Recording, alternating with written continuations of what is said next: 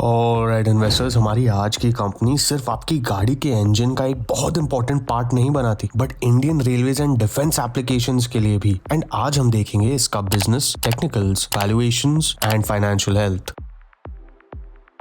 Shriram pistons, as the name suggest, pistons बनाती है। ये कंपनी शुरू हुई थी 1971 जब डॉक्टर चरत राम ने श्यामा पिस्टन्स नाम की कंपनी को टेक ओवर किया एंड कोलबिन श्मिथ जर्मनी के साथ टेक्नोलॉजी टाई अप करके इसे श्रीराम पिस्टन्स एंड रिंग्स का नाम दिया। बाकी की जर्नी आपकी स्क्रीन पे है, take a moment to go through it. इसका ग्रुप स्ट्रक्चर कुछ ऐसा लगता है। Shriram pistons and rings holding company है। यहाँ ये SPR एंड उषा ब्रांड्स के अंडर सारी OEMs एंड आफ्टर मार्केट्स को प्रोडक्ट्स बेचते हैं। इसके नीचे है SEL या SPR इंजीनियस लिमिटेड। ये बेसिकली अपने मेन बिजनेस के अलावा बाकी प्रोडक्ट्स पे कॉन्सेंट्रेट करते हैं। इसका 62% स्टेक है SPR तकाता प्रिसिशन लिमिटेड में, जो तकाता जापान के साथ एक टाई अप है एंड ये एक्सपर्टीज रखते हैं प्रिसिशन इंजेक्शन मोल्डेड पार्ट्स बनाने में। नेक्स्ट कंपनी है SPR EMF innovation private limited, जिसमें इनका 66.42% स्टेक है एंड इसका रिसर्च बेस है in Singapore and manufacturing operations in India. इनकी कुछ टेक्नोलॉजी पार्टनरशिप्स भी है एंड अगर आप गाड़ियों के बारे में कुछ भी जानते हैं देन आपको पता होगा कि जर्मनी एंड जापान से बेस्ट गाड़ी की टेक्नोलॉजीज आती है। इनके 6 state of the art manufacturing facilities है। गाजियाबाद एंड पठेरी इन राजस्थान में ये पिस्टन्स एंड वाल्व्स बनाते हैं। बुलंदशहर रोड UP में ये पिस्टन कोटिंग का काम करते हैं। पीतमपुर में ये इंजन वाल्व्स बनाते हैं। कोयम्बटूर में ये EV मोटर्स एंड कंट्रोलर्स बनाते हैं एंड नीमराना राजस्थान में ये इंजेक्शन मोल्डेड पार्ट्स बनाते हैं। ये प्रोडक्ट्स के डिटेल्स में हम आगे जाएंगे तो टेंशन मत लो, लेकिन उसके पहले इनकी क्लाइंट्स की लिस्ट देखो, बहुत ही शानदार है। एंड सिंस इंजन कोई भी व्हीकल का सबसे इंपॉर्टेंट कंपोनेंट होता है तो आप समझ ही सकते हैं इनकी क्वालिटी कितनी अच्छी होगी। इनके प्रोडक्ट्स डेवलप करने के लिए इनकी फैसिलिटीज के पास कॉन्सेप्ट डिजाइन से लेके टेस्टिंग एंड लैब एनालिसिस तक सारी फैसिलिटीज है। मतलब end to end piston design करके ये आपको दे सकते हैं। इनके प्रोडक्ट्स 2 कैटेगरीज में डिवाइड कर सकते हैं। आइस इंजन मतलब पेट्रोल एंड डीजल से चलने वाली गाड़ियां एंड EV के लिए प्रोडक्ट्स। आइस इंजन्स के लिए ये मैन्युफैक्चर करते हैं पिस्टन एंड पिस्टन पिन्स। ये बेसिकली इंजन के अंदर लगते हैं एंड अलग अलग शेप्स, साइजेस एंड मटेरियल्स के बनते हैं। नेक्स्ट ये बनाते हैं पिस्टन रिंग्स। ये बेसिकली पिस्टन्स के अराउंड लगते हैं एंड चेंबर में से गैसेस एस्केप नहीं करे वो इंश्योर करते हैं। एंड फाइनली ये बनाते हैं इंजन वाल्व्स। ये बेसिकली इंजन के चेंबर में हवा लाने का काम एंड एग्जॉस्ट गैसेस को बाहर छोड़ने का काम करते हैं। EV स्पेस में हमने जैसे पहले डिस्कस किया, इनके 2 कोलैबोरेशंस है। तकाता इंजेक्शन मोल्डेड प्रोडक्ट्स बनाती है एंड अगर आपको इसके बारे में जानना है तो हमारे मोल्टेक पैकेजिंग का वीडियो देख लेना। इनका प्रोडक्ट पोर्टफोलियो कुछ ऐसा दिखता है। जो दूसरा कोलैबोरेशन है इनका, उसमें ये मोटर कंट्रोलर सिस्टम्स बनाते हैं बोथ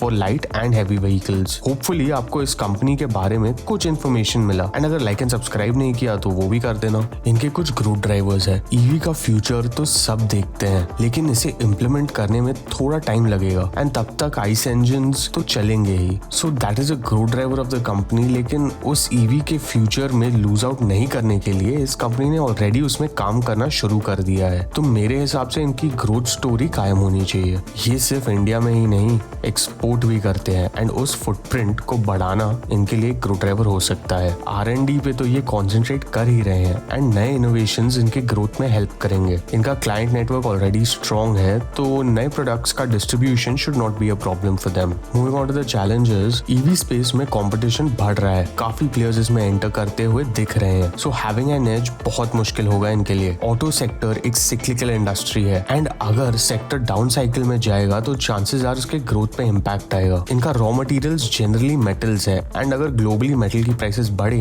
देन चांसेस आर इनके मार्जिन्स पे इफेक्ट आएगा। Here is a look at the management for you to go through. Make sure you do your research on them. Technicals में वीकली चार्ट्स पे company solid up trend में है but momentum कम होता हुआ दिख रहा है। डेली चार्ट्स पे कंपनी का पहला रेजिस्टेंस 2215 के आसपास है। इसका पहला सपोर्ट 1870 के आसपास एंड नेक्स्ट सपोर्ट 1650 के आसपास है। ओके, तो इसके वैल्यूएशंस के लिए मैंने इसे 5 साल के लिए डिसेंट ग्रोथ रेट दिया एट 15% एंड देन 12% पे स्टेबल कर दिया। इसके मार्जिन्स को मैंने इंप्रूव किया to 25% and re investment rate and cost of capital को इंडस्ट्री इंडस्ट्री एवरेजेस पे ले आया। ये सब करके मेरा प्राइस आया around 2300, which makes the company undervalued. Of course, I could be wrong and you can download the sheet from the link in the description below to make your own assumptions. तो technicals and valuations मिला के मैं क्या करूंगा, company मुझे undervalued लग रही है, लेकिन क्योंकि मोमेंटम पे मुझे डाउट आ रहा है, मैं फ्रेश एंट्री करूंगा जब आएगा इसका ब्रेकआउट बियॉन्ड 2200। फाइनेंशियल्स में मार्केट कैप 8200 करोड़ के आसपास है, रोज 28 का एंड आरओई 25 का है। स्टॉक का पी 18 के आसपास चल रहा है। पीएनएल पे कंपनी के सेल्स कंसिस्टेंटली इंक्रीज कर रहे हैं एंड मार्जिन्स भी इंप्रूव हो रहे हैं एंड कंपनी का नेट प्रॉफिट अच्छा है। बैलेंस शीट पे कंपनी के रिजर्व्स अच्छे हैं, थोड़ी बहुत बोरोइंग्स हैं एंड कंपनी के फिक्स्ड एसेट्स इंक्रीज हो रहे हैं। कैश फ्लोज में कंपनी ऑपरेशन से कैश जनरेट कर रही है, उसे धंधे में इन्वेस्ट कर रही है एंड डेट भी हेल्दी लेवल्स के मेंटेन कर रही है। रेशियोज में debtor days, inventory days slightly बढ़े हैं, डेज पेबल कम है, कैश कन्वर्जन साइकिल स्लाइटली बढ़ा है एंड वर्किंग कैपिटल डेज बढ़े हैं। कंपनी का रोस डिसेंट है। शेयर होल्डिंग पैटर्न में प्रमोटर्स का स्टेक कांस्टेंट है, एफआईआईज ने स्टेक बढ़ाया है, डीआईआईज ने स्टेक कम किया है एंड पब्लिक का स्टेक इंक्रीज हुआ है। If you are watching this video till here then you are probably lacking the content. तो इसी बात पे लिंक में दिए हुए डिस्क्रिप्शन से आप हमारे लिए कॉफी बाय कर लो। And this is a video you should watch next. I will see you in the next one.